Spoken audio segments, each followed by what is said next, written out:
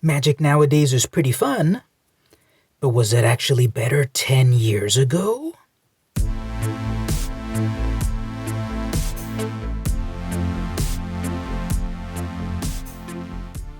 Hey everyone, it's VM Campos, Magic fan. Welcome to another video. Dominaria United is currently the latest and greatest set of Magic and was released in September 2022. But we're not talking about that at the moment. We're talking about Return to Ravnica, which was released exactly 10 years ago in 2012. And while Magic has evolved throughout all of these years, we're gonna ask, was it actually better 10 years ago? Let's crack this pack and find out.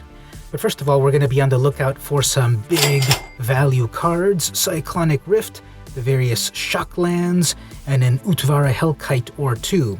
So that's what we're going to be on the lookout for. Maybe a World Spine Worm, Chromatic Lantern, all that good stuff. But give me those shock lands, or the worst card in Commander, Cyclonic Rift.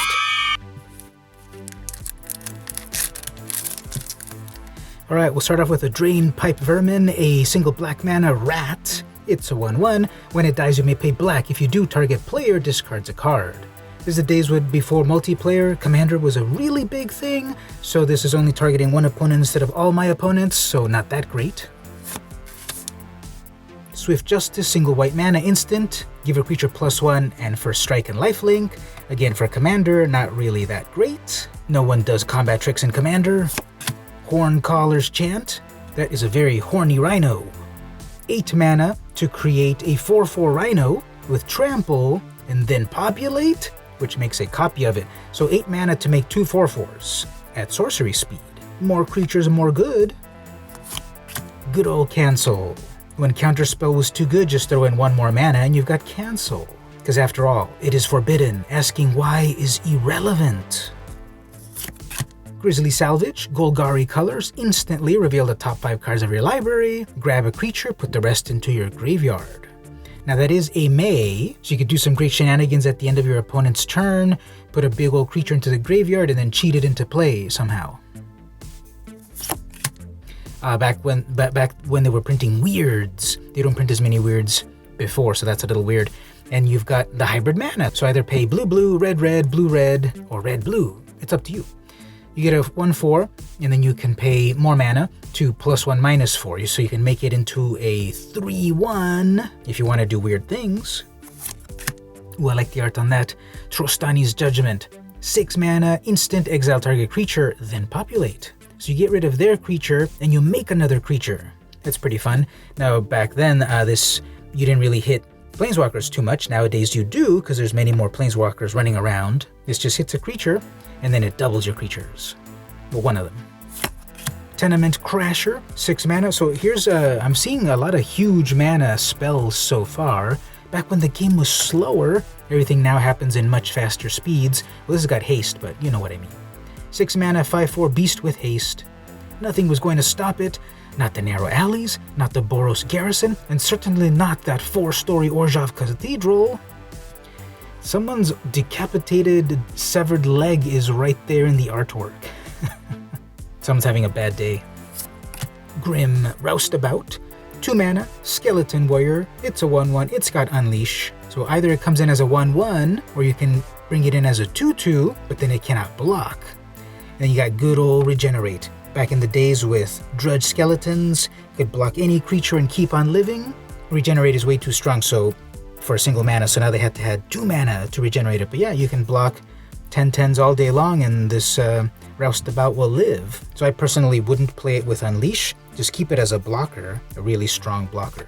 Regenerate is what we had back then, nowadays it's just indestructible. Tower Drake, ooh, I love the art on that. This is a 3 mana, 2/1 with flying. Pay white mana to give it a bigger butt.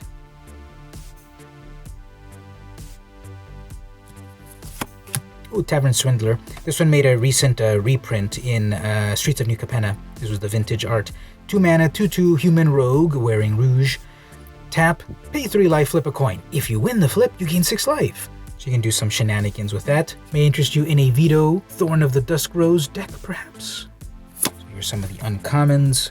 Follow the Gavel, 5 mana, instant counter target spell, and you gain life. So a counter spell plus a gain life spell all wrapped up into one.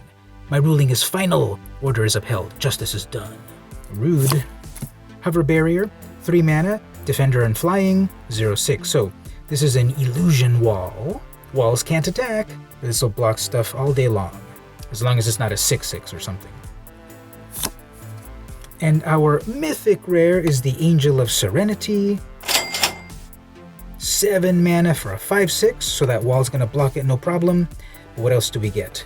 Flying. When this enters the battlefield, you may exile up to 3 other target creatures from the battlefield and/or creature cards from graveyards. When this leaves the battlefield, return them. Yeah, grant me the Serenity to accept cards that are horrible. Now, if it had Flash, I would like that. Although you have to have 7 mana up, 7 white mana available, flash this in, exile their stuff, then start attacking in the air. But as soon as this gets killed, those other creatures come back. Now you can do some shenanigans with your own creatures, I guess. But this is a Mythic Rare? The art is cool, but I don't love the ability. And then at the end here, we get a crazy old Izzet Wizard. The impulsive and reckless inventor mages of the Izzet League create magics that power Ravnica's infrastructure and sometimes lay waste to city blocks. Choose your guild. So I miss that. They don't put enough lore in the packs anymore. Every single time we have a new magic set, we have a bunch of lore, but we don't get enough of it to the people. We get the cards and flavor text and such, but why don't we do this anymore? Because it costs wizards money. And over here we got... Okay, so a reminder of the... this is when the comic publisher IDW was publishing their magic stories with Dak Faden. Nowadays, Boom Studios publishes Magic, and everyone says it's a very good series. I read the first few issues. They were cool. 10 years ago, we had the all-new comic book with exclusive alternate art playable cards are available now from IDW. Yep, some of those are actually valuable. If you find those at the comic shops in the dollar bins, and you get some of those alternate version arts, those are worth big bucks. But even if you're not hunting for some of these vintage Magic comics, go visit your local comic shop. And then the land. So we got, ooh, this is beautiful. So, yeah, in the city world of Ravnica, the city plane, what we have for planes is sun-dappled buildings. So there you go, that was Magic 10 years ago, returned to Ravnica. There are plenty of cards here that none of you have ever seen in your life. There's 1 or 2 reprints. There's a Mythic Rare that's not that great. There's a reminder to go check out the comics and a little bit of story. What do you think? Was Magic better 10 years ago, or do you love Magic nowadays? Are you a newer player and didn't know how things were back in the day? Tell me what you think about these cards. Did you play during that time? 10 years ago? 20 years ago? 30 years ago? Tell me about it in the comments. What do you like and dislike about current Magic? What do you like and dislike about vintage Magic? Tell me in the comments. If you enjoyed this video, consider pledging on Patreon, patreon.com/vmcampos. Keep the channel going, be a part of it, pledge to the channel. Or click that join button here in YouTube to do the same. I would really appreciate it. Even giving a thanks, $1 or $2 is really cool, and I would appreciate it.